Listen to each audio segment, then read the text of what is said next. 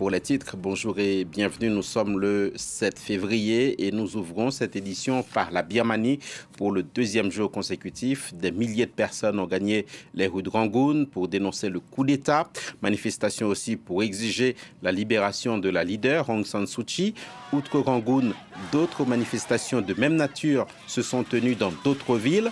Nous sommes en duplex avec Hakim Abdelkalek. Vous êtes à Bangkok. Hakim, les Birmans continuent de se mobiliser contre la junte et compte tenu des risques de débordement potentiellement meurtriers, on peut même parler d'audace de leur part.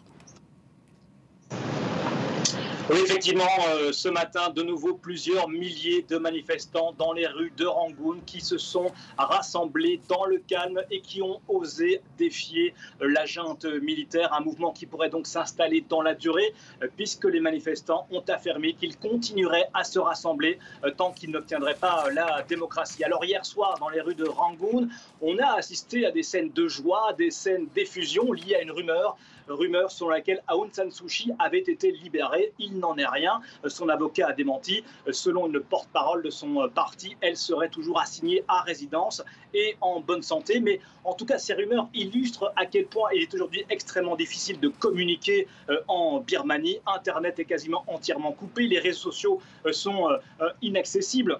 Moi-même qui suivais depuis plusieurs jours des comptes Twitter de journalistes locaux ou bien d'ONG locales, eh bien, ces comptes Twitter n'ont rien publié depuis plus d'une dizaine d'heures. Et juste avant cette espèce de blackout numérique, eh bien, des appels étaient lancés sur Internet pour demander aux fournisseurs d'accès de prendre leurs responsabilités et de refuser les injonctions de l'armée. En résumé, qu'est-ce qu'on dit aux fournisseurs d'accès à Internet qui sont interpellés par des ONG, Hakim?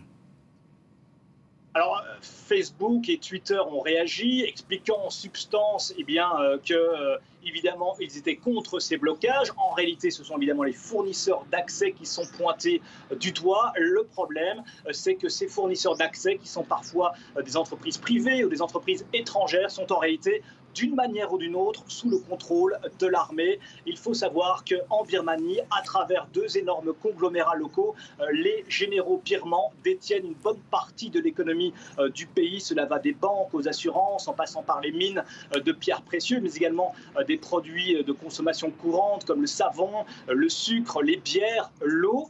Eh bien, justement, un appel de la société civile a été lancé pour boycotter toutes ces entreprises qui, d'une manière ou d'une autre, ont un intérêt économique avec les généraux pour frapper l'armée à un endroit inattendu, son portefeuille. Merci, Hakim Abdelkalek. Voilà ce qu'on pouvait dire à l'heure qu'il est de la contestation populaire en Birmanie. Tunis a été le théâtre